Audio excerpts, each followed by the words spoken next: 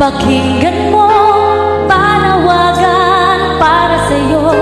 Ang buhay ay ihanda na malapit nang magwawakas itong mundo. Sa krus ng Kalbaryo, siya'y nakalipad, nag-aantay kung kailan ka lalapit sa Kanya. Mga sugat na kay hapi, Kanyang titiis, upang kamtan mo ang kaligtasan mo. Sa langit at lupa ay ating makikita mga palatandaan, malapit nang magwawakas itong mundo. Sa krus ng Kalbaryo, siya'y nakalipad, nag-aantay kung kailan ka lalapit sa Kanya. Mga sugat na kay hapi, Kanyang tinitiis, upang kamtan mo ang kaligtasan mo. Magpasya ka ngayon habang may panahon. Alinlang ay pawiin na, baka ang pintuan ay biglang magsara. Sa krus ng Kalbaryo, siya'y nakalipad, nag-aantay kung kailan ka lalapit sa Kanya. Mga sugat na kay hapi, Kanyang tinitiis, upang kamtan mo ang kaligtasan mo. Sa krus ng Kalbaryo, siya'y nakalipad, nag-aantay kung kailan ka lalapit sa Kanya. Mga sugat na kay hapi, Kanyang tinitiis, upang kamtan mo ang kaligtasan mo. Upang kamtan mo ang kaligtasan mo. Upang kamtan mo ang kaligtasan mo.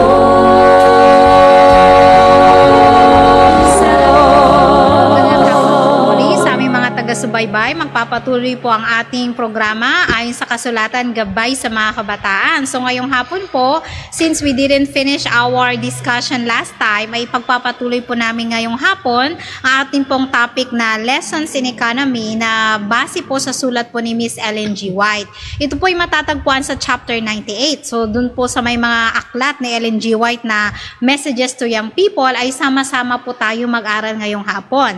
So ngayong hapon ay kasama ko po Sister Sharon De Los Reyes na walang sawang sumusuporta at gumagabay sa ating mga kabataan. So ngayong hapon, bibigyan ko po muna siya ng chance na bumati kasi baka maubos ko na naman ang kanyang mga babatiin. Kaya unahin ko na po si Sister Sha. Okay, Sister Sha, bati ka po.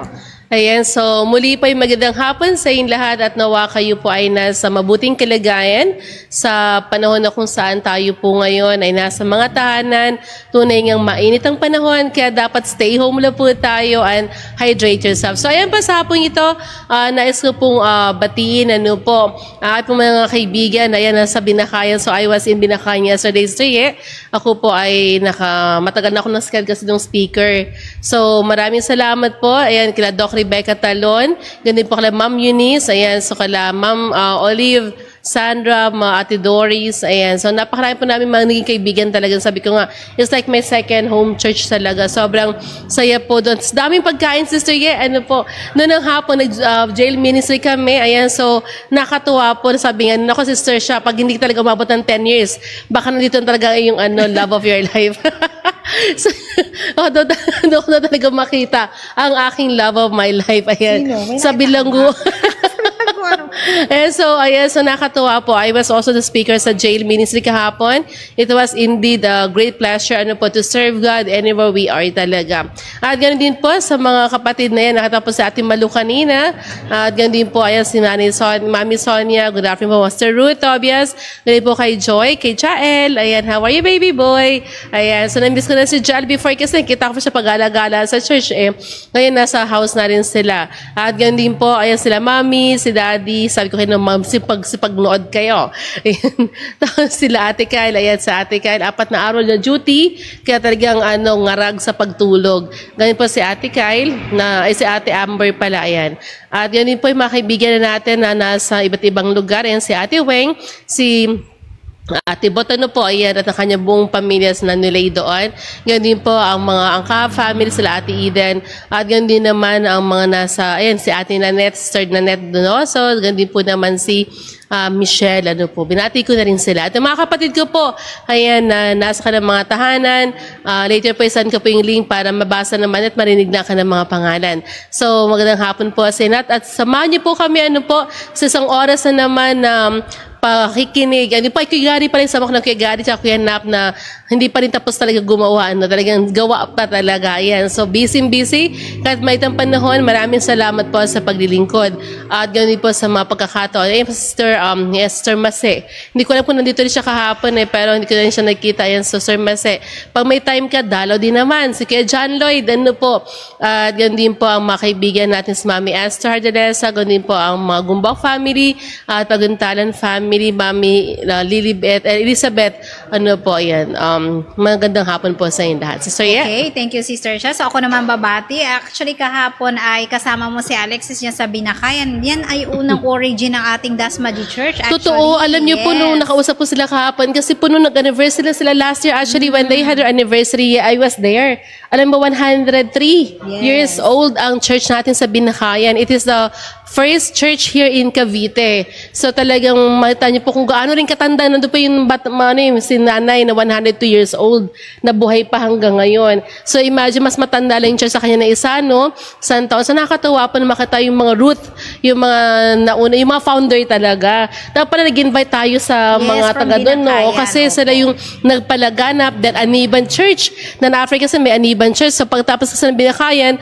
naglagay sila ng Aniban and then Bayanan. So dapat pala we had also these people from our local churches at sagang sila naging root ng ating ang ating church dito po sa Dasma. Maybe next time po, ayan, ma-invite din natin sila, yung ating mga pinakamatatandang mga kapatid na buhay pa, na nakita po na yung growth ng ating ministry sa ating mga distrito, ganun po sa buong Cavite. Okay, thank you, Sister Shah. So, si Alex, na-meet niya rin po yung isa sa mga kako-teacher ni bro. So, shout out po sa Namoro family, bro. Nakita daw nila doon si Aliyah.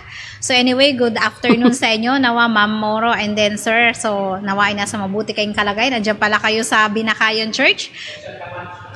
Sir Kamachi, ayan, tawag ng pangalawa, may bunso na silang lalaki, yung pangalawa, tuwing nakikita si bro sa Patnubay, Mr. Kamachi, tawag sa kanya ay Kamachi, kaya tawag, hello, Miss Kamachi, ayan, cute na mga anak mo ng mga Namoro family, so good afternoon po sa inyong lahat, and then gustong gusto ko rin makita personally si Dr. Rebecca Talon, so shout out sa'yo, magpapasalamat na ako dito sa live, though I haven't met you personally, so one day I could meet you, so next time sasama ako kay ate siya, at taga Binakayan Church po pala kayo, Doc. So, thank you very much. Invite din natin siya dito. Ay, oo nga po. So, you're very much welcome sa ating pong kalusugan segment. Okay? So, this afternoon po, yun lang aking mga babatiin. So, magpapatuloy na po tayo sa ating programa. But before that, tayo po ay sama-samang pumikit para po sa ating panalangin. Ama naming banal na sumasalangit ka, ngayong hapong to, Panginoon, magpapatuloy po kaming tumalakay sa mga aralin para po sa mga pagpapalago po ng aming kabataan dito sa loob at sa labas ng iglesia. Ganoon rin po kami mga tagapakinig, kami mga magulang, kami mga tagagabay ng mga kabataan na ipinagkatiwala niyo po sa amin. Nawa ay bigyan po kami ng Holy Spirit upang sa ganon ang aming mga gagawin ay sasabihin ay maging kasang-ayon lamang, Panginoon, sa inyong banal na harapan. Ang aming pong talagang aim ay maisama po ang lahat ng aming aming mga mahal sa buhay dyan po sa langit na bayan. Kaya Panginoon, gawayan ang aming programa mula sa umpisa hanggang po ito'y matapos at nawa niyo ba na nakalooban ang aming masunod at ang hindi ang mga sarili naming kagustuhan. Patawarin din kami kung sa inyo po kami, Panginoon, na sumpungan nagkulang at nagkasala. Ito lang pa aming hiling at dalangin, alang-alang na lahat sa pangalan ni Jesus, na aming tagapagligtas. Amen. Ayan, so nasa part 2 na po tayo, Sister Sha. Pero before that, mag-shoutout muna tayo sa ating mga live viewers na bidang-bida ang saya ngayong hapon. So kanina, I haven't seen the name of Early 7 Strike Line, pero kahit wala ka, nakatatak ka na sa aking puso at isipan. Okay, at din po si Miss Kierma, yan sa Cyprus. So good afternoon sa iyo, Sister. At mukhang hindi ka nakasubaybay ngayon, hindi mo na matyaga ng oras. Parang 7:30 nakatulog na ito si or 8:30 ng umaga ngayon sa Cyprus. So shout out sa iyo, manood ka na lang ng aming replay at panoorin mo sa YouTube channel ng aking asawa. Yan, para naman tayo pare-parehong mag-enjoy sa live program. So babatiin ko po ang nasa live natin yan, si Brother Bong. Shout out kay Brother Bong Cleopas na mula kanina hanggang ngayon ay patuloy na sumusubaybay sa ating programa. Gaya na rin po si ang kanyang may bahay na Sister Grace. Ay, oo nga pala, no, parang kailangan natin siya i-greet. Nakita ko sa Facebook, she's celebrating her birthday. I don't know exactly if it's today or yesterday. Pero anyway, happy birthday sa'yo, Sister Grace. Or belated. At ang pagpapala ng langit ay patuloy na magbigay sa'yo ng kagandahan at kalusugan. Okay, hanggang sa pagdating ng ating Panginoon. Ayan, may humabol pa. Si Fritz, Darren, Fahilan, Makatubal. Yeah, good afternoon po. So kung saan po kayong church, paki-comment down below para naman po mag-greet namin kayo. Baka naman kayo isa sa mga paparazzi ng aking sister. Galing po kayong Binakayan Church, so at least po kayo po ay aming ma-recognize. Okay? So, binabati ko rin po si Brother Denmar Santiago, ang grupo po ng ABM andyan po sa Jensen upang maglingkod. So, next year ay pupunta rin po andyan ang aking asawa, pero hindi po ako makakasama kasi marami po kami mga alaga. Kailangan ko po silang alagaan. So, para po mapalago ang ating mga ministry, kailangan po tayong sumubaybay sa ating po mga online programs. Kaya ngayong hapon, Sister Sha, patuloy na po natin ang ating topic na kung saan is lessons in economy. So last time po ay sobrang ikli po talaga ng panahon, para bang nakakamiss at sobrang haba rin kasi ng topic na ito, Sister Sha. So magpatuloy tayo. No? Magbigay po lang po tayo ng konting review. So nung nakaraan po, diniscuss po natin na paano ang mga kabataan magkakaroon ng pagpapahalaga sa mga pinagkaloob or mga talentong ibinigay sa kanila. Maaring ito ay mga skills at lalong-lalo na po sa kanilang mga pag-aalaga ng mga allowances or kung paano sila magkakaroon ng mga personal na income na magagamit hindi lamang sa pangsarili kundi ay nagagamit din, Sister Sha, sa pagpapalago at pagtatapos ng gawain ng ating Panginoon. So naging magandang example na rin po dito yung buhay po ni Miss Ellen G. White na kung saan dahil sa hindi porket siya ay isang kabataan, sa kanyang murang edad ay wala na po siyang magagawa para makabahagi sa mga gawain sa loob ng iglesia. So as early as she was 12, siya po ay natuto na pong magnegosyo at nagsisave po siya sa kanya pong negosyo upang maitulong po sa pagpapaprint po ng ating mga first magazines in the old time. Kasi alam natin nung panahon noon, Sister Sha, hindi pa po laganap yung pabalita about sa Adventism at sila po ang nagpaunang magkaroon ng publication. At sa kanyang murang edad, Sister Sha, ay nakita niya ang kahalagahan ng pag-iipon at hindi lamang para sa sarili, dapat kasama talaga ang paglilingkod sa ating Panginoon. Yan po yung ating naging background doon po sa nakaraang linggo nating pagtatalakay at ngayon po yung magpapatuloy po tayo. So ngayon pupunta po tayo sa question number 3, Sister Sha. So sabi nga po dito, ang question is, how did Jesus show giving when He was here? So paano naman nagpakita ng isang halimbawa ang ating Panginoong Jesus na pagpapahalaga sa economy or sa trade o sa mga pinagkaloob sa ating mga financial things ang ating Panginoon. So paano naman siya naging halimbawa at pwedeng magamit natin sa ating mga kabataan at tayong mga magulang na maging halimbawa na pala natin ang ating Panginoon Jesus na nandito siya sa lupa. Ayan, Sister Sha. Ayan, so sa ating Panginoon kasi, Sister, imagine mo, he was born in a very lowly place. Like, he's a king, di ba? He's a son of God, yet he chose to, to be born in sa ano talaga sa sabsaban. 'Di ba? How imagine mo, hindi ko nga rin na yun, na parang sobra yung pagiging mababa, yung humbleness, yung talagang ang pagpunta sa buong sanlibutan ay hindi, it's not about yung glory ng kanyang kapangyarihan kundi pinakita talaga yung lowly, yung pagiging pinakamababa, 'di ba, pinakaaba. Kaya nga sa mga Hudyo sa Israel, hindi sila naniniwala na si Jesus talaga ang Messiah. And until now, they're waiting for the Messiah na when the Messiah would come, talagang he is yung talagang king. Yes. May power, to destroy to destroy the wickedness. Pero ang ating Panginoon, mula nung siya isinilang hanggang siya lumaki, siya po talaga ay lumaki sa pagiging satang letter S, simple. Yung sobrang simple niya. Sobrang simple. Sabi nga ni Ellen G. White, talagang yung kanyang buhay bilang bata, ayan, hanggang paglaki niya, talagang matulungin sa magulang, sumutulong sa kanyang ama, magaling mag-aral, nagbabasa, naging mga scroll, pinag-aaralan nila, nag-ano talaga siya ng time para sa pagtulong. At ganoon din, kasi hindi naman talaga na-mention na nagbigay siya ng pera, Pero kasi ang sabi nga, yung kanyang gawain, it's not about money, it's not about material things Sa atin kasi minsan ginigage natin sa pagtulong sa financial, di po ba mga kapatid? Parang pag mga kabataan tayo, pag sabi tumulong ka, ang laging mapasa isipan natin ay pera. Magkano? Di ba parang laging may halaga? So, si Jesus nung nandito sa lupa ay hindi po ganun hindi halaga ang pinag-uusapan, hindi kung gaano kalaki, gaano kaliit, kundi ang kanya pong sacrifice ay ang kanya talagang sarili. When it comes to time, talagang he put time, sa ministry. Talaga nagbigay siya ng effort.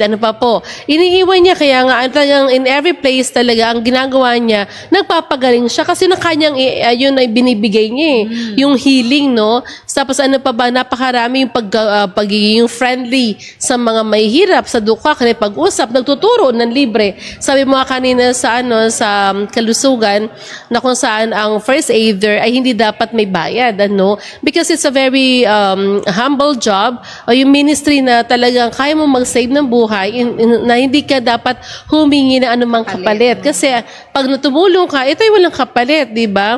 Ito ay out of love talaga. Na kung saan si Jesus, ay ganoon talaga, Sister Yen, Hindi siya bigay ng treasure, di ba? May yung kila Paul, di ba? Yung sabi nga nung isang bulag na, ano ba yung pwede mo ibigay sa akin? Tapos sabi nila, silver nor gold have I none. Wala akong pera, wala akong silver, wala akong gold, di ba? Pero in the name of Jesus Christ, you rise up and walk. Diba? So, minsan sa buhay natin, ang pagtulong natin sa pagsasave, lalo pag sa economy kasi ngayon, mahirap kasi sa ating buhay, parang everything has to be revolve around money.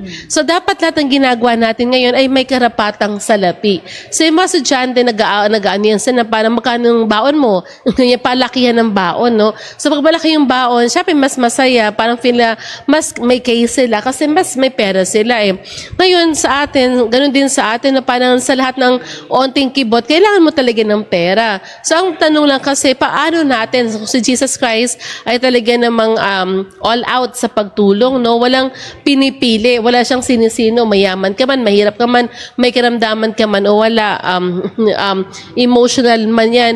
Talagang nandyan siya to give the time, diba, to show the sympathy, to show care, to show love, diba, sa mga tao talaga na nangangailangan. So sa atin, dahil since tayo hindi naman natin kaya yung gawin lahat, diba, hindi natin kaya magpagaling, hindi naman natin kaya na, bubangon ka na dyan, magaling ka na, tapos ka dyan sa hospital, wala naman pong ganun. At hindi rin naman natin kaya na yung mga bulag ay ating mabigyan ng paningin. So ibig sabihin, there are a lot of ways sa ating panahon ngayon, and it's true, and it is also quite true na ang time, importante. Ganun din, syempre, ang salapi. Kaya si Ellen G. White, why is she so particular when it comes to money, di ba, Sir Ye?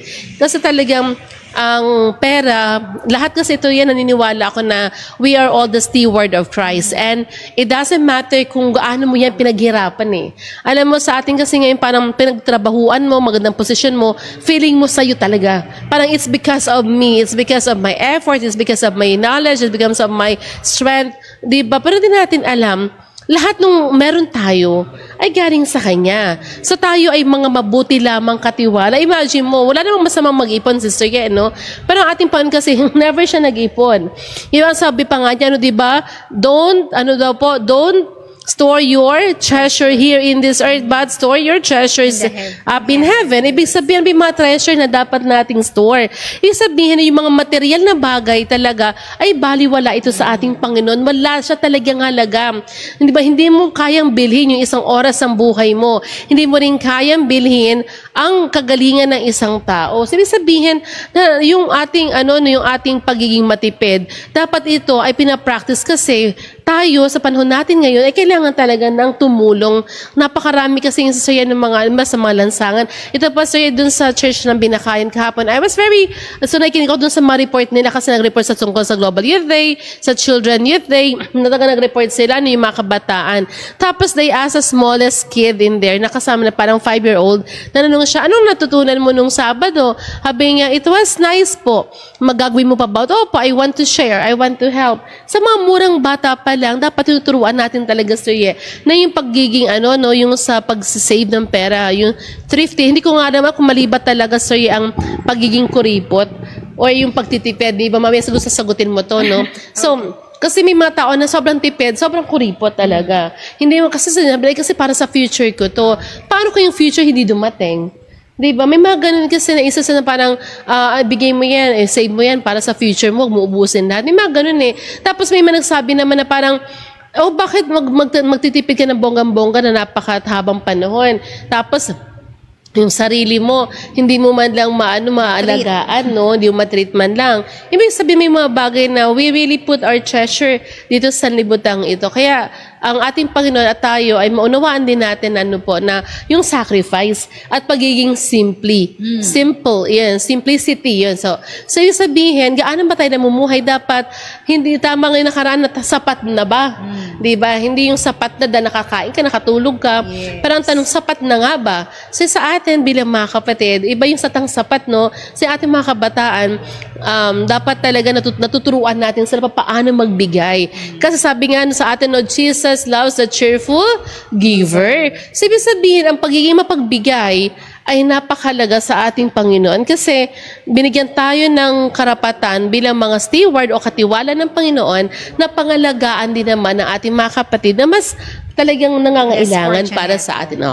Okay, so bigyan ko ng background, ano bang pinagkaiba ng thrifty at saka stingy? Kasi mga kapatid, magkaiba po yung salitang kuripot at matipid. Okay, wag po natin ma-interchange yan kasi sabi nga, matipid. Pag tipid kasi, you're parang nagsiset aside ka for something in the future na for emergency may madudukot ka. Pero pag sinabi pong kuripot, ito na po yung halimbawa, gutom na gutom ka na.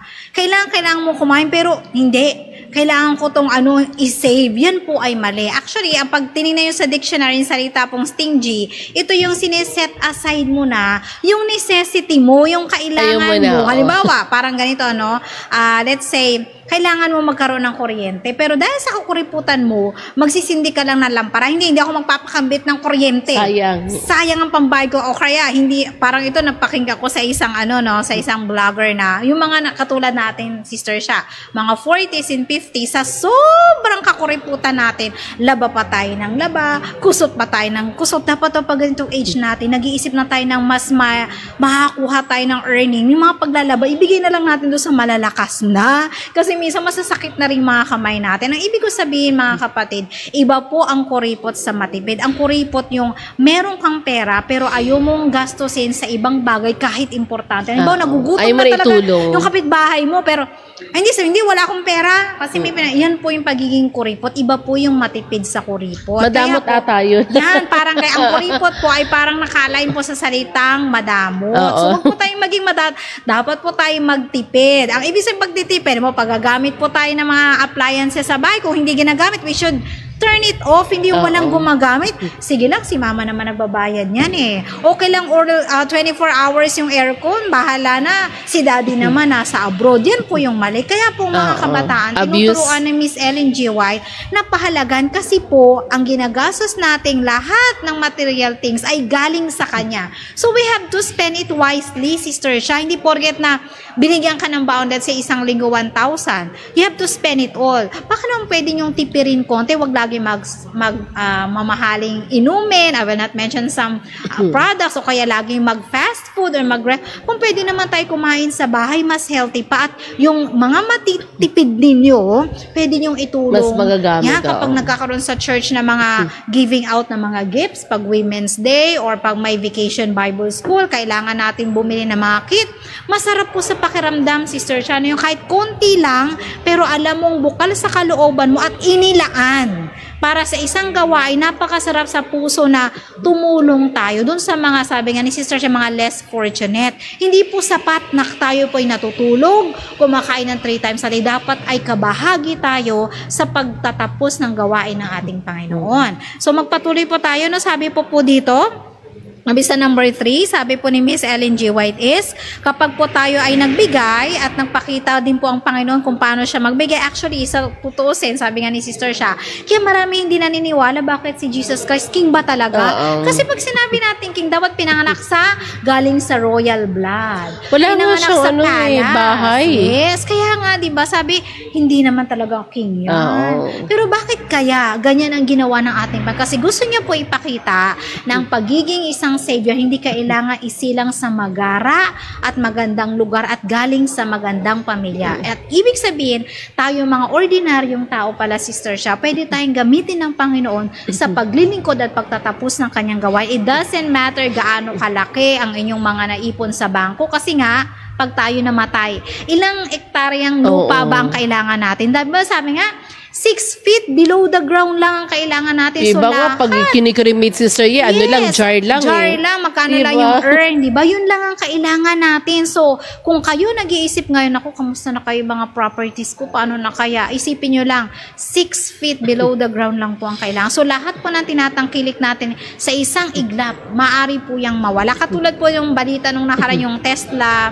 nagbumili po isa pong billionaire CEO na si Angela Chow. Siya po ay namatay sa isang aksidente. Kasi di ba usong-usong ngayon, Sister Sha, yung electric car kasi nga mahal ang gas. So marami ng tao ngayon bumibili ng gano'n, pero sa kabila ng kanyang kayamanan, hindi rin natin masusukat ang buhay ng tao. Hindi natin alam kung kailan tayo mawawala ng hininga. Kaya nga, ano kayaman, ano ka mahal, no, yung Tesla, it's not a guarantee that you will be safe talaga.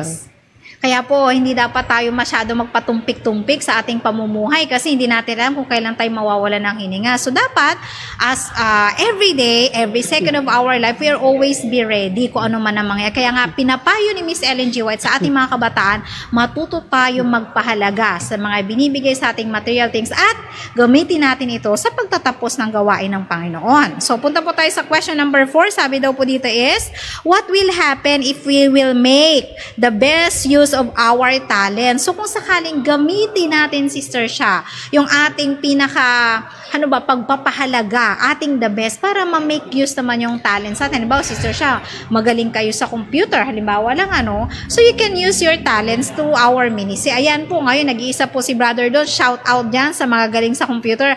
Pwede nyo pong i-dedicate yung talent po dito Sunday, at dapat po, hindi tayo nanghingi ng kapalit, Sister Sha, kasi dapat we're just aiming for spiritual things, yung pong reward kasi doon na yun sa langit natin mararanasan. Kaya habang may talento tayo dito sa lupa, gamitin natin ito sa pagpapalago ng gawain ng ating Panginoon. At saka ano pa, Sister Sha, ano pa ba ang pwedeng mangyayari sa atin kung sakaling i-dedicate natin yung best talents natin sa Kanya? May mga positive effects ba ito, Sister Sha? Oo naman.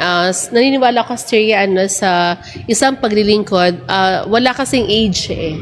So sa atin kasi parang mas maganda yung mga kids pag nagre-render sila kasi ng talent o service sa Panginoon. Talagang very pure. Walang halong malicious thought. Like sa ating mga adults, pag gumagawa tayo, tayo lagi nakasegue sa mind natin. No? So, kids love really young people, children, ayan. So bakit kasi no, sa kanila, tuturuan natin sila mas maging matipid o gawin nila yung talent talaga na bigyan ng panahon sa kanila na palaguin nila. Kasi ang sabi ko nga kanina, hindi naman siya lahat sa pera lamang. No? However, whatever we do in our life, of course, we earn sa panahon natin ngayon. Yan sabi dito na Ellen G. White na God will use us more in greater purpose talaga. Kasi kapag mas marunong tayo yung sacrifice, at ang sacrifice, yung kaya mo maglakad sa mid na araw, kaya mo magbigay ng mga trucks, kailangan mag-give up ka ng mga bagay sa sarili mo. Halimbawa, yung mga damit, sa marami kang damit. Kasi even sa Dorcas, talaga nagtatahi siya ng damit nun para ipamigay sa mga kapitbahay niya, sa mga walang pera, sa mga widows.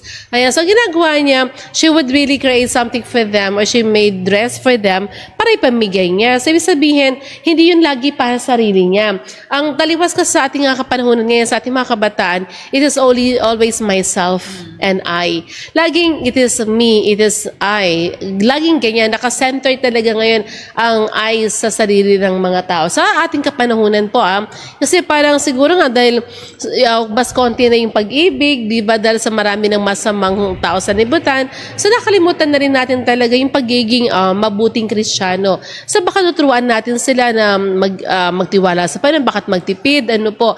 Kasi talaga sa atin po yung sacrifice, iba yung saltang sacrifice na kaya mong ibigay sa Panginoon, ang paglalaan ng panahon para sa Kanya. Hindi lamang sa salapi, kundi din sa time. Kasi these young people, actually, marami naman talaga dito, wala pang trabaho, Sister Ye, and I agree naman, na wala pa talaga silang work. They are fully dependent to their parents. So, pag sabing dependent, so lahat talaga na kaya yung mga estudyante natin, karamihan sa kanila, ay kumukupit pa sa mga magulang nila. Sabihin nila, magkano ba yung pagpiprint ng research? Ay 1.5. Pero sure naman silang 4. Kung 1.5 divide sa 4, yun lang dapat ang babayar. Pero ginagawa nila, 1.5 as individual. Ewan ko ba hindi kayo ito ginawa? Kasi una-una, wala naman kaming pera. Walang 1.5. Hindi ka makakuha ng, hindi ka makakupit. Parang pahingi pambili pong papel. Ka na mangin ng papel. Meron dyan, gamitin mo yung likod ng notebook mo, diba? So, what I mean is, iba talaga, sa panahon ngayon, it's more on money talaga. Ang malungkot lang sa mga magulang, kasi nga, well-off na rin ang mga magulang natin ngayon, may mga work na ang magulang, ang mama at papa, they have more time actually working. Tapos, so, nag-abroad pa. So, yung mga kabataan, well, provided din naman, Sister Ye. So, hindi na naisosalitang sacrifice na i-give up mo muna to. Samantalang ating Panginoon, wala talaga siyang property, wala siyang anumang bagay sa limutan nito, wala siyang tinatangi na mga bagay. Kaya si Satan, no, after niya mabaptize, diba, dun sa sa time na tinitempt siya, sabi ni Satanas sa kanya, diba, tingnan mo lahat na nakikita mo, mula saan pa man, lahat ng ninanais sa mga mata mo, ibibigay ko sa'yo. Diba, hindi siya na-tempt doon kasi nasanay siyang wala. Kaya iba yung nasanay kang wala. Kasi pag wala ka na, hindi ka na maghahanap kasi parang, okay na, sarili naman ako sa ganyan Wala naman akong ganyan dati. So, iba pa rin yung pagtingin natin. Unlike sa meron ka, pag yung mga taong meron at nawalan, nadidepress talaga sila, Sister. Kasi, paano pa to? Paano pa ako, mabubuhay? Wala na. Parang, ang hirap-hirap na. Malibang lumaki ka sa hirap. Kasi sabi nga, pag lumaki ka sa hirap, alam mo yung value, no? Nung pinaghirapan natin. So, sa mga kabataan, dapat pinaghihirapan din talaga nila para makatanlo yung value at hindi lang yun, na wag lang puro sarili. Na kung saan kasi sabi nga, tayo ay may pananagutan sa ating mga kapwa. Hindi yun dahil mayaman tayo, ay may karapatan na tayo na, hindi, sige, okay lang, pinaghirapan ko naman to, Akin to Kung hindi naman ako nagtrabaho, wala akong pera. Pero ang tanongin mo, saan ba galing yung kalakasan mo? Saan ba galing yung karunungan na meron tayo? Yung mga pagpapala na mula sa Panginoon ay napakahalaga, mga kapatid, sa mga kabataan, na bawat 25 piso. Dati kasi ang piso malaki na, Sister Ye ngayon pag binigyan ka ng piso, binabato na ng mga bata. Sabi, hindi na makakabili ng candy yan. Ayun, nandito ako sa 5 piso na ganyan. So, ibig sabihin, pati yung value ng pagtingin sa pera, parang it's about the amount Not even dun sa, kahit maliit siya, para ba, may namamaskohan ba, mga kapatid, hindi naman tayo nag-celebrate ng Christmas, pero let's say it, no, na totoo naman na namamasko yung mga bata. May nagbibigay ng pamasko, alam mo, hindi mo naman tanggapin, di ba? So, even we don't celebrate, pag nagbigay, ma-offend naman sa pag di mo tinanggap, nag-prepare na sila. So, kapag binibigay yung mga bata, ano pong unang ginagawa ng magulang? Nak, akin na muna to, tangin ko ha. Itatago nila, pero kinamutang na pala. So, rin nga sa mga bata, they were hoping for their money eh. Pati ng pera, saan yung pera? Kasi yung bata, wala na. Tapos pag sabi ng bata, bakit hindi mo ako babayaran? Sabi naman ng nanay, bakit kita babayaran? Pinalaki nga kita eh. Oo, di ba, meron pa sa Facebook yan, yung diaper mo, yung gatas mo, magkano? Kulang pa nga yung pinamaskuhan mo. Di ba, mali kasi unang-una hindi naman ginusto ng bata na isay lang natin sila. Di ba? So, responsibility natin talaga. So nga lang, it is also our effort, mga magulang, no, for them to be taught na hindi lahat ng bagay na meron ang iba ay pwedeng meron sila. Yeah. Hindi naman lahat ng bagay na meron ng mga well-off na mga kabataang ito ay dapat meron ka rin. Diba? So, sabi, ba't kailangan magtipid? Kasi, alam mo yung mga bagay na pinaghirapan natin, mas masarap, Sister Ye. Mas mahirap spend yung perang pinaghirapan mo kaysa perang binigay lang sa'yo. Ako talaga parang pag pinaghirapan mo, parang, may pera ako, pero wala pa isang oras, ubos na. Na pambayad na, pero makikita mo yung, ito yung effort eh. Diba? So makikita mo yung quality, yung value na pinaghirapan natin. At mas nais ang Panginoon na anuman ng mga bagay na meron tayo, pag inuna natin siya, sabi nga rito, they will be used greater, diba? With greater purpose talaga. At ano pa po yun, sabi nga, they will be more blessed, Sister Ye. So kapag giver pala tayo, nagtitipid tayo para sa ibang tao, we will be very, very blessed. Yung para sabi mo kanina, yung thrifty, yung pagiging thrifty, pagiging kuripot, no? Or madamot. May mga bagay kasi na tao, parang ako, gusto mo, hindi mo na ako ibili niyan kasi medyo mahal. Pero pag may nakita ka na mas nangangailangan, ibibigay mo. Na parang, mas masarap pala na ibigay na lang kaysa, bilhin mo sa ganung kamahal. Kasi, example, like I go to a coffee shop, no, I don't drink naman coffee. May mga drinks na doon na gusto ko, like yung mga fruity, yan, gusto ko yan. Pero pag nandun ka na, sobrang mahal. Hindi naman sobra, pero parang sayang. Oo. Sabi ko nga na parang paglabas ko, mas maraming nagugutom na pwede sanang mabigyan ng ganun kalaki ring pera para makakain din naman sila, Sister Ye. Okay, thank you, Sister Sha. Ako nang papasalamat ako kay Alexis kasi talagang pinalaki ko siyang masinop sa pera. Siguro dahil nakikita yung madalas ako naglilista. Kaya naglilista din siya. Kaya minsan kapag ay ko, wala nang laman yung wallet ko. Alam mo si Alex nagalok, may pera ako, gusto mo, hiramin mo na lang muna. O gusto mo, sa'yo na lang. Sobrang bait naman ni Alex kasi natuto siyang pahalagahan ang bawat na pera na binibigay namin sa kanya. At the same time, tinuturuan ko siyang matutong mag-earn. Kung may skill ka sa iyong pag-drawing, o sa mga art, ganyan, gamitin mo and then you earn money and you give tithe for that and then you give offering and then you can use your money for that. Pero doon naman sa mga bata, ito, excuse me, sa mga kabataan na halimbawa, yun nga, nakatanggap kayo ng pera as a gift tapos kinuha ng parents ito, sisingilin nyo, it's a very rude manner. May mga paraan kung bakit kaya kinukuha yun, maaring kulang ang panggasto sa pangtahanan tapos nagamit naman talaga. So ipaliwanag nyo sa mga anak ninyo. Doon nga po sa Korea, ang culture nila, Sister Sha, yung estudyante ko, hindi daw siya nakakatanggap ng cash. Lahat na natatanggap nilang mga Thanksgiving na gift ay dumidiretso daw sa mami nila. Hanggang sa nag 40 years old na siya, hindi niya pa rin daw nakukuha. Kasi tinanong ko, pero alam niyo po ba kasi sa Koreang education is very expensive.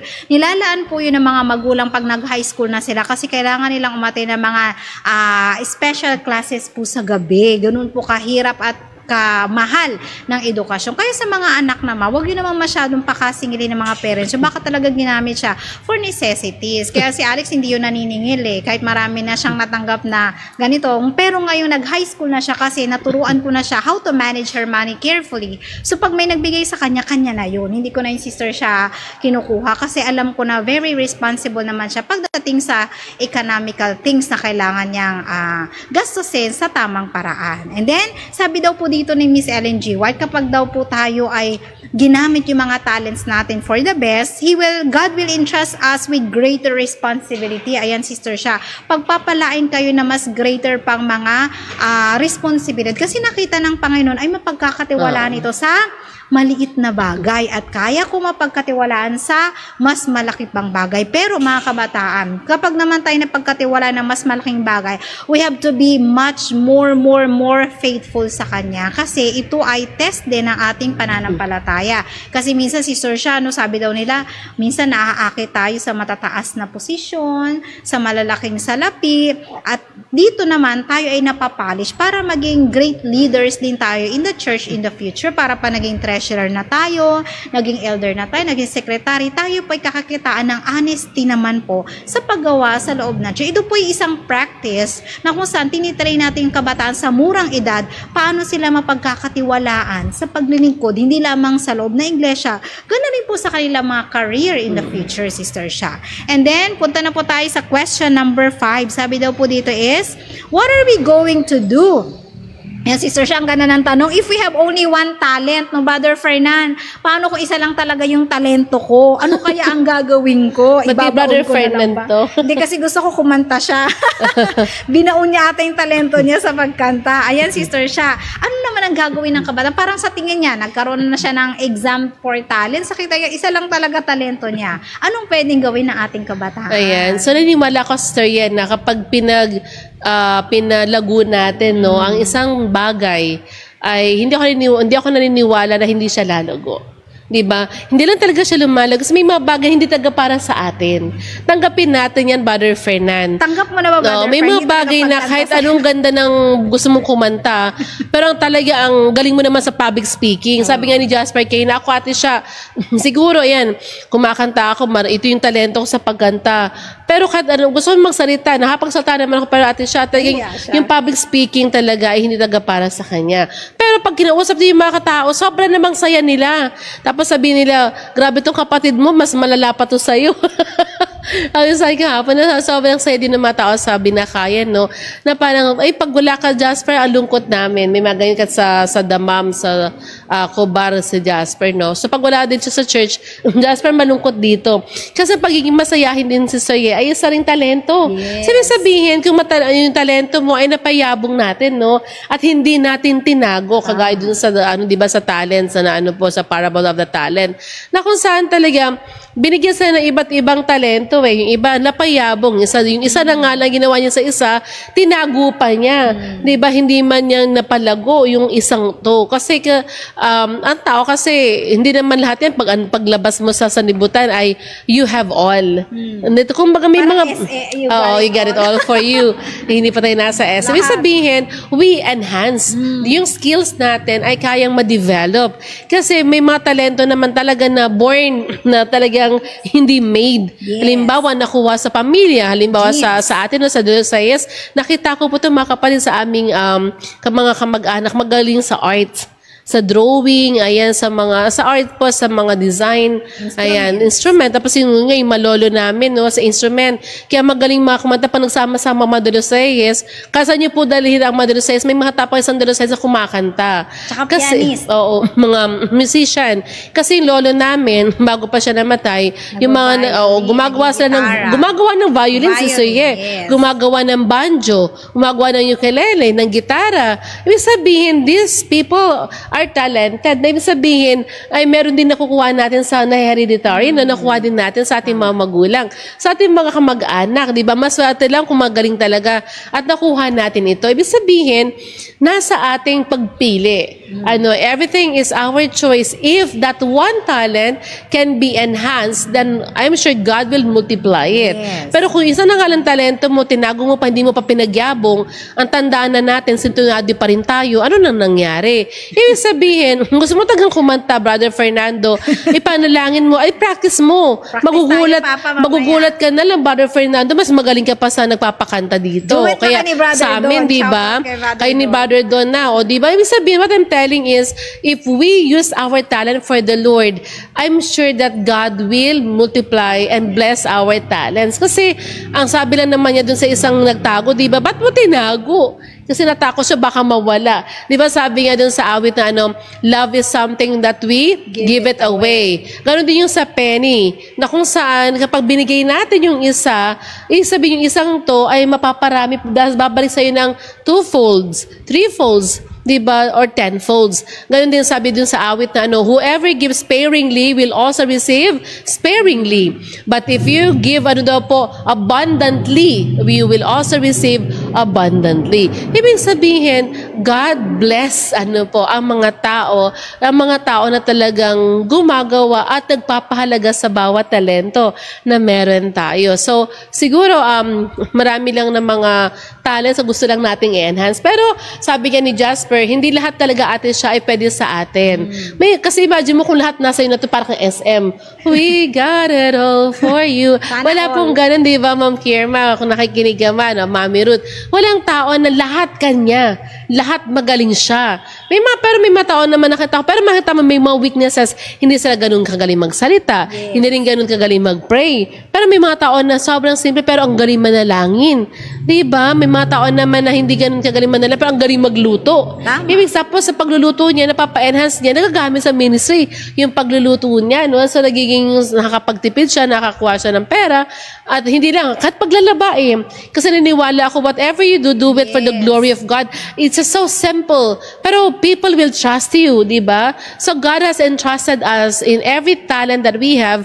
Lahat yun ay entrust sa atin na kung saan mapapalago. Di ba? Wag na nating itago. Imagine mo, isa na lang nagtago ka pa. Yung piso mo, sana pinahiram mo na lang. Baka bumalik sa'yo mag-2 piso pa, dumami pa, di ba? So tayo po, we have to be wise and how we use our talents, kasi ang talento ay isang for economy din naman yan. Kasi ang mga talento natin, pero wag naman yung mga kumakanta ha, kasi talento ang pagkanta, ang galing kumanta Brother Broper. Tapos ang gagawin mo, kakanta ka sa tawag ng tanghalan, ABS-CBN, kaya mga Channel 7. Pupunta doon para sumali ng contest, no? Tapos nakanta ka ng Jerusalem, parang naman, out of venue, tapos out of yung purpose mo mali, para lang masabi na hindi ka nagkasala kasi matan ka sa tawag ng tanghalan, kantayin natin ng Jerusalem. So hindi po ganon. What I'm telling is yung mga talento po natin, hindi po yan pang sanlibutan, di ba? So ang mga talentong meron tayo, lagi nating iisipin, it's for the glory of God. Paano ko ba mapapalago ang talentong ito? Paano ba ako mapapalago sa pagkanta? Para pag naka-live tayo, hindi naman nakakalungkot na marinig ng mga kapatid na hindi tayo kumakanta ng ayon sa nais ng Panginoon. So tayo po binigyan din naman ng karunungan. Kung hindi talaga natin kayang kumanta, huwag na po natin pagpilitan. Congregational po tayo. Yung sabi nga natin na there are ways to sing glory for the Lord. Kagaya po sa lesson natin yan. However, let us also accept na may mga tao na siguro dahil sa heart din talaga natin, matagal din yung proseso ng paglago ng ating mga talento. Yes. So, depende po how we will accept the blessing of God and how will you use the talent of God given to us and trusted to us for His glory. Okay, thank you. So, magbibigay ako ng konting example kasi doon may group chat po kami sa dating school na pinag-workan ko. Ang title po is Confession Wall. So, may isang estudyante na nagpo, sabi niya, bakit po parang tingin ko sa sarili ko hindi pa ako sapat sa aking skills, pero ang taas naman ng grade ko, magaling ako sa written exam, magaling ako sa mga projects, pero parang ang tingin ko hindi ako ganun kagaling magsalita. So parang hindi ko deserve yung grades na nakuha ko. So syempre nag-comment ako kasi as a teacher, kailangan mag-guide kasi nagkakaroon siya ng self-pity. Siguro yung mga tao na, matalino lang sa exam pero hindi magaling magsalita. Actually, sa mga kabataan na nakikinig out there, ako po talaga nung bata pa, I was a very shy girl. Ako din po ay sa exam lang talaga nag-excel. Magaling po ako mag-memorize and ang exam ko talagang mataas. Kaya minsan may mga tumataas na mga kilay. Parang, how did you get A? Doon sa A, parang, baka nung ka naka-A, antay-tahimik mo, hindi ka nga nagsasasagot, di ba? Parang something like that. Pero alam niyo po ba, nung nag-take ako ng education course, sabi ko, siguro ito yung paraan na para ma-enhance ko yung public speaking ko. So, I took education. And then, we didn't have any choice pa nag-education kasi, sir, siya talagang, you have to present in front of the class, you have to pronounce the words properly, kailangan mo talagang magkaroon ng great confidence. Pero, itong mga talents na binigay sa atin ng Panginoon, dapat gamitin natin to sa sa paglalago at pagtatapos ng kanyang gawain. Kaya gusto ko mag-shoutout sa aking mga estudyante, gawa na aking public speaking. Naka-receive po ako ng packages from Korea. So, thank you po kay Miss Yejong, kay Haram, at kay Mindy. Thank you very much. Hindi ko akalain, Sister Sha, sa pagtuturo ko ng online, dahil napapasaya ko sila, gawa na aking public speaking, ay nakakatanggap ako ng mga packages every year. So, salamat sa inyo, at dahil nagtiwala sila sa akin, Sister Sha. Parang nakita nila, very kind daw ako, kasi normally, Sister Sha, pag absent, di ba, hindi mo nabibigyan ng makeup class. Ako kasi, parang ito lang yung para na ipakita ko na iba magturo ang mga Adventist. Hindi katulad ng iba, bayad na ako, kasalanan nyo pag umabsent, ako po hindi. Kahit bayad po ako advance earlier, I'll try to make sure na kung nagkasakit ang bata, I have to give makeup class. Kasi hindi naman nila ginusto, Sister Sha, na magkasakit sila. At hindi ko napansin, ito pala ay nakikita ng mga estudyante ko na, bakit si teacher yung iba? Yung ibang teacher, I'm sorry, it's not my fault. Mga ganyan. Ako po ay hindi. Willing po akong magbigay ng makeup class kasi may karamdaman. Ang ibig sabihin ganito, ang ating mga talento ay pwedeng lumago. Basta po kayo maging humble at isuko sa Kanya. And I don't think God and the Holy Spirit will not bless you the talents that you wish for the glory of God. Kasi baka may iba kayong intention sa mga kabataan. Baka naman, kaya gusto nyong matuto ng ganitong talento para kayo maging magpasikat. Kaya maging proud kayo sa sarili nyo. Alam din po ng Panginoon ang ating mga puso. Kaya mag-ingat kayo sa mga kabataan. Minsan, ang mga talento ay ginagamit din ng kaaway para naman kayo ay mapalayo sa gawain ng Panginoon. Kaya you have to search for your heart, Sister Sha, ano? So ngayon, Sister Sha, wala na enough time. May part 3 ba tayo, no? Part 3 tayo ulit. Pero mag-a-announce po kami next week po. Ang ating AS po ay hindi po muna i-ere. Sa kabila ng marami po kami mga appointment. Nasa bakasyon Nasa bakasyon ata si ate siya. Mukhang magbuburakay ang aking sister. Imimit niya kaya ang kanyang forever. Wala pang forever. Wala forever. Okay, never or forever. Okay, so bago Never po tayo forever. magtapos, magbabasa po muna tayo ng ating mga live viewers. Ayan, so sabi nga po dito sa ating mga live, ang Hope Channel ay nakaantabay ulit sa atin, Sister Sha. Good afternoon po, Good mga kapatid sa afternoon po. channel. Sana, lagi na lang, ganyan. Gusto Okay. namin yan. Thank you for the support din po. We appreciate that you also monitor us. And if you have some, something for us to share, let us know po.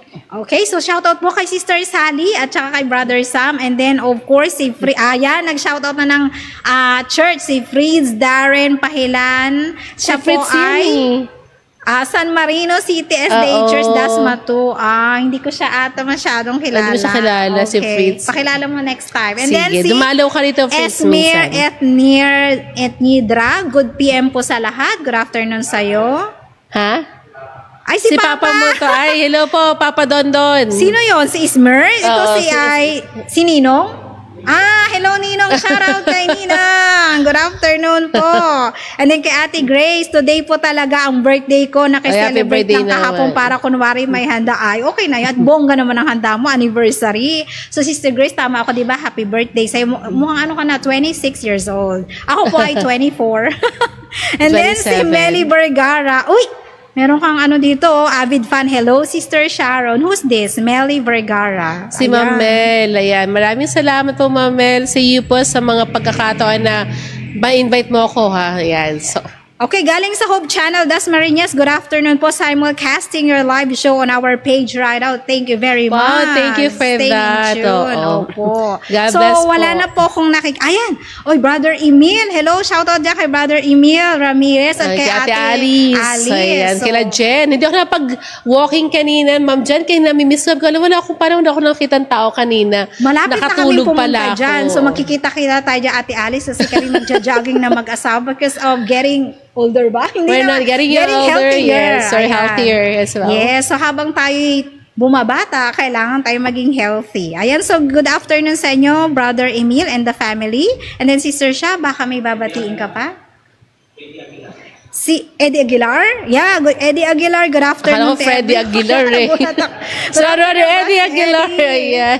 Okay, Ay, kina Leia Satin din pala, ano, ayan, Master Leia Satin Aguila. Ayan. Yan, manonood yan din mamaya sila, no, ayan. Okay, so shout out yan sa San Roque, tama? San Roque San Church, Pablo SDA Church. So good afternoon, marami ako diyang tayong follower. Brother Fernando, sa mga Imelda Mindoro, good afternoon sa inyong family dyan. Hello and God bless and good afternoon. Okay, Sister Sa kala Ma'am Au Bakdayan din po, Okay. kala Pastor Bakdayan, Ma'am Au, sa ating pong Women Director, ano po na ating Cavite Mission. Ayan, malapit na po tayo magkita-kita muli. Na-miss ko po yung ating mga bonding, ano po, na mga women's sa ating pong area natin. Sa buong area 1, 2, 3, ayan. So, masunod po, magkita tayo sa Baguio. Ayan. Okay, thank you. So Sister Sha, ngayong hapon, ano ba ang pwede mag-take away ng ating mga kabataan kung paano pahalagahan ang mga lessons sa economy po? Yeah, no, first, when God has entrusted us different talents, either in forms of financial, in forms of our talents, physical, time, we have to value everything that God has given to all of us. And we have to ask God to empower us, to give us wisdom. For us, especially for these days, no, napakaraming taong nangangailangan talaga ng tulong. Because yung wickedness abound, the love of many will wax cold. So, kahit sa pagtulong, so nawa po bilang mga kapatid, no, tayo po bilang mga anak ng Panginoon, tayo po nagpo-practice ng pagiging matipid ngayon. As in, magtipid po tayo. Kung may mapagkain tayo sa bahay, una po tayong order ng mga bagay na hindi naman talaga natin kailangan, no? Let us prioritize sa kung saan para yung may save natin ay mas magagamit natin sa mga gawain, di ba, ng ating lokal na iglesia, ganoon din ng ating mga misyon at ng ating mga conferences, ano po. So, sa maliit na halaga, sabi nga, maliit mang halaga yan, pag ito'y nagsama-sama, ito'y magiging malaki at malaki pong maitutulong nito sa ating mga gawain, di po ba? So, nawa po mga kabataan na sa muling pagkikita natin sa sunod na mga linggo ay pagpapatuloy po natin na kung saan ang ating Panginoon nagbibigay ng karunungan kung paano natin pahalagaan ang bawat talentong ipinagkaloob sa atin. Maging sa perang pananalapi man ito sa ating mga pamumuhay ay makitaan tayo ng kalwalhatian at karunungan na mula sa langit. Okay, so thank you Sister Sha. Ako siguro mag-closing prayer. Okay, so ngayong hapon po, tama-sama po tayong manalangin. Ama naming banal na sumasalangit ka, sa hapon ito, Panginoon, nagpapasalamat po kami na kung saan ay natutunan po namin muli ang mga aralin na kung saan pahalagahan ang mga talento na pinagkaloob niyo po sa amin. Lalong-lalo po ang mga kabataan na matuto po silang mag-impok para po dyan sa langit ng bayan ay hindi dito sa sanlibutan. Turuan din kami mga magulang na gabayan ng aming mga kabataan upang sa iyo ay mailapit namin po sila sa inyong banal na harapan dahil kami po ay nag-i-aim lamang na pagsalubong po sa inyong ikalawang pagparako. Patawarin niyo po kami, Panginoon, kung sa inyo po kami nasumpungan ng kulang at nagkasala. Ito lang po aming hiling at dalangin, alang-alang na lahat sa pangalan